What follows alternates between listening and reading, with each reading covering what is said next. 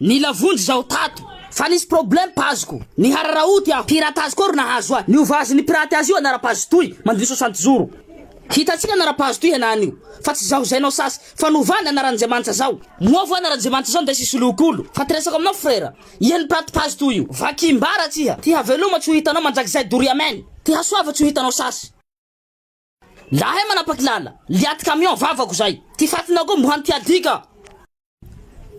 Ka hoahinareo amin'ny Facebook ato ka tseriky. La ohatsy miova anarako toy. Fa tsy zaho ro nanova azy. Fa dikany pirate pazy toy.